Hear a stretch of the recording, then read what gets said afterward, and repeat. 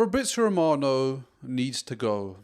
That is the talk on the internet. Now, before I give my thoughts, you know what I'm going to say, lads. Make sure you like, comment, share, subscribe. Honestly, the engagement's been great. All your support, fantastic. Encourages me to carry on making more videos.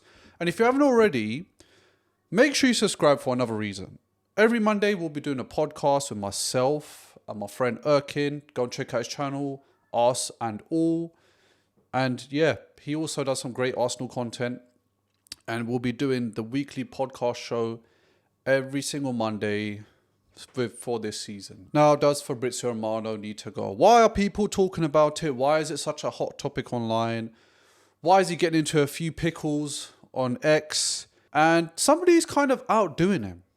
But you want to stay tuned for that. So let's talk about the first point. Fabrizio Romano, why are people talking about him being removed? Now, as a sports journalist, we can't deny he's incredible when it comes to finding out information before teams announce it. Now, we know that he has great connections with players, agents, clubs, and even owners. What I think it is that people kind of miss the surprise element of having a transfer announced. If you rewind it about, I'd say 10 years ago, I'll take you back to Mesut Ozil. So before Mesut Ozil signed, there was no such thing as social media and looking out for news on Instagram or Twitter, wherever it was, because you had to rely on Sky Sports. And the best part about Sky Sports is that they announced it live on television. And they'll have a presenter there, they'll have loads of fans around them, and they'll have their mic in their ear, and they'll say, right, I can just confirm Mesut Ozil has just signed a 5-year contract at Arsenal. He will be an Arsenal player. They don't want to jump on him yet. That kind of feeling was great because it gave you that surprise element. Whereas now, you kind of can see a transfer happening before it happens, if that makes sense. So, like, let's give an example. Yan Diomande.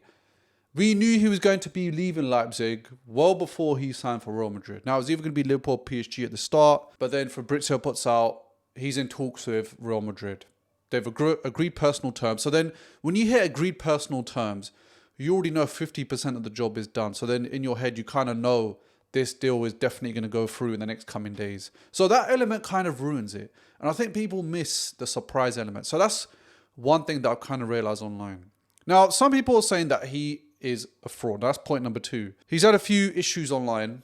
I'm not going to go into that, my thoughts and stuff. I'll talk about my opinions at the end. And some people call him a fraud, because he's making up fake news, calling out fake information, well, especially this transfer window, because I don't think he had that kind of theme going on last year or in January when we had our last transfer window. And you can see that things are kind of getting heated online. So he had to put out a statement, kind of clearing up his name, and also talking about how he kind of mentored somebody and gave somebody advice in terms of how to be a great sports journalist in terms of transfers, and how this person wanted to replicate him when they were younger. So yeah, it's a bit of back and forth going on. So obviously, as a journalist, it's not really great that you're engaging in that kind of conversation online and that people are kind of looking, because you're respectable in your field.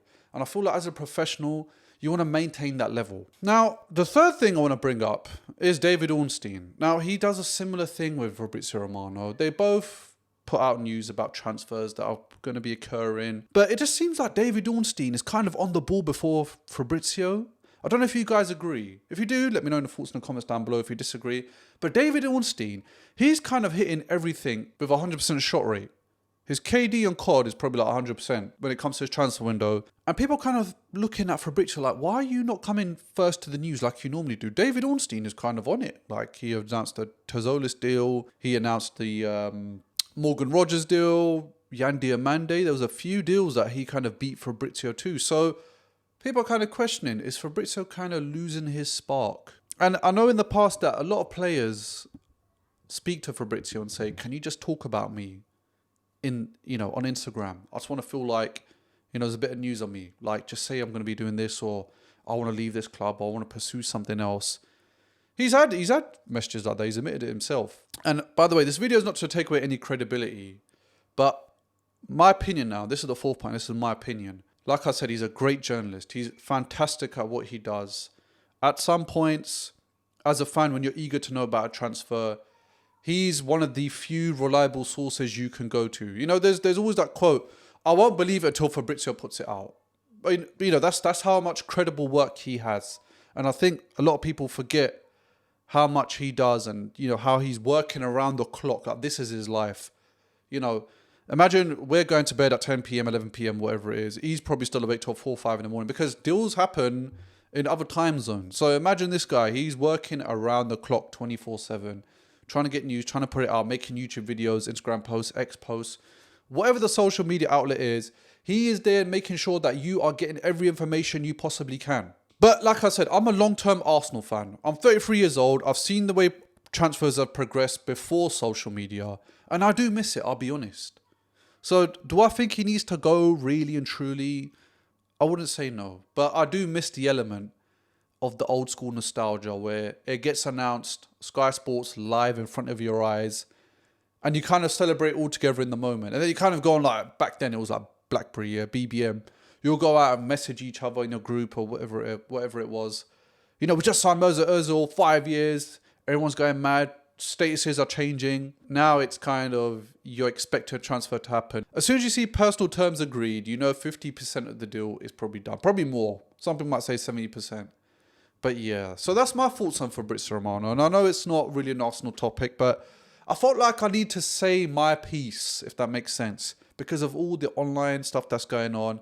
And I know there's been football debates about it online as well. Does Fabrizio ruin the football transfer market? For some people he does, for some people he doesn't. But look, as a creator myself, I rely heavily on Fabrizio Romano. I'll be real. Like, when I do my transfer talks about Arsenal or any other movement around the league, I look at David Ornstein. I have to look at Fabrizio. As content creators, this is what we have to do. Whether we like it or not, Fabrizio is our outlet source, because TalkSport can do as much as they want. The Athletic can do whatever they want. But David Ornstein, Fabrizio, and a few other journalists, these guys are credible with their work. And 99.9% sure, when you see "here we go," it is true. That means it's definitely happening. So yeah, let me know your thoughts in the comments down below about Fabrizio Romano. Do you agree with, or are you happy the way he is as a journalist? Do you feel like he's a bit arrogant? Do you feel like what he's doing is great for football? Do you feel like what he's doing is kind of taking away a lot of elements of that surprise element of a transfer? Let me know your thoughts in the comments down below, and make sure you subscribe. Till next time.